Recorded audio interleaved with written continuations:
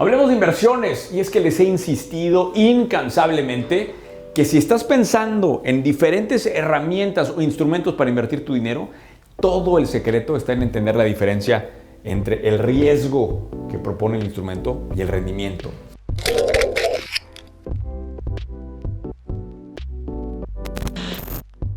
Hay un balance muy cuidadoso, idóneo, en donde entiendes a qué riesgo te estás metiendo y por eso recibes un pago. ¿El riesgo qué es? Vas a decir, oye Carlos, ¿y cómo le hago para entender y materializar el riesgo? El riesgo no es otra cosa que la varianza, la variabilidad que tienen los retornos en diferentes plazos. Entonces, a mayor volatilidad de los ingresos en diferentes años, más riesgo. Entonces, cuando uno entiende eso, entiende cómo están los escalones de riesgo. Yo les voy a decir una cosa. Aunque soy una persona extremadamente agresiva en los negocios, muy disruptiva, siempre intentando lo más nuevo, con mi dinero soy extremadamente conservador. ¿Por qué? Porque sé lo difícil que es partirse la madre allá afuera en el mercado. Entonces, entendiendo eso, vamos a partir de lo más seguro que hay en el mercado. La deuda de Estados Unidos se conoce realmente como el activo sin riesgo. Y ya no quiero entrar al debate de si es o no hay riesgo y si Estados Unidos está en condiciones correctas o no. Simplemente en el argot financiero, este es el instrumento sin riesgo. Y eso te genera un premio obviamente bajo del 2%. Si nos vamos escalonando hacia abajo, por ejemplo, hablamos de deuda mexicana, los CETES.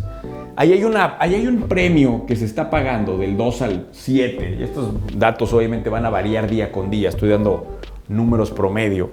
Ese premio del 5% refleja la volatilidad del mercado específico. Entonces, es un reflejo, ese spread, esos puntos de base del spread, son un reflejo del riesgo percibido.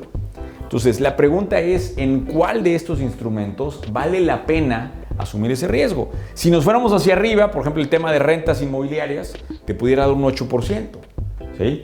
Considerando el riesgo que implica tener los inmuebles, trabajarlos, mantenerlos, etc. De ahí nos podemos ir a deuda AAA, que es la deuda de empresas privadas. Y posterior a eso viene el tema de tierra, ¿no? Que en promedio puede darte 10% de rendimiento más. Si nos vamos a fondos de índice de mercado, siempre me preguntan qué opino del tema de la bolsa. Claro que es un instrumento valioso, importante, pero siempre me gusta a mí, o prefiero yo irme con índices generales sin meterme al trading activo, porque aquí es donde podemos tener menor riesgo, obviamente. Y estamos hablando largos plazos, la bolsa mexicana alrededor de un 12%. Y luego puedes tener cosas como venture capital o como inversiones privadas en negocios. Esto obviamente puede dar rendimientos de más del 20%. La pregunta es, ¿estás dispuesto tú a pagar el riesgo que implica esa volatilidad? Porque el problema de entrar con estos vehículos es que cuando hay un fallo en el mercado, pueden borrar el trabajo de años. En la medida en que te acercas acá arriba, se hace más lento el proceso de crecimiento de tu dinero, o sea, el rendimiento es menor, pero es más certero el rendimiento. Entonces, ¿dónde he encontrado yo un hack? Y esto es para que tú lo cuestiones. Es más, los invito a que aquí abajo comenten. Realmente, ¿en dónde han encontrado ese balance de riesgo y rendimiento apropiado? Porque, ¿qué es lo que yo he encontrado? Al hackear el sistema inmobiliario, lo que yo hago es entrar al tema de tierra y aportarle valores a los terrenos de tal forma que puedo subir el rendimiento, pero con un vehículo de tierra. Si tú haces los cálculos estimados de lo que puede generar nuestro vehículo de tierra, pueden rondar arriba de los 15, 18, ¿sí? Y esos son los objetivos. Y estos números manteniendo el mismo nivel de riesgo, que sigue siendo un riesgo muy básico, que es tierra. Entonces, ofrezco rendimientos que se comparan con vehículos más riesgosos, pero acercándome a vehículos muy fríos. Entonces, yo lo que te invito a pensar es eso.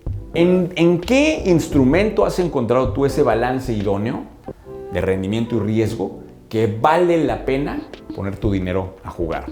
Acuérdense, a final de cuentas, si en un momento de alta volatilidad desaparece la riqueza, olvídense del dinero. Lo que está desapareciendo son los años de trabajo que les costó amasar esa cantidad.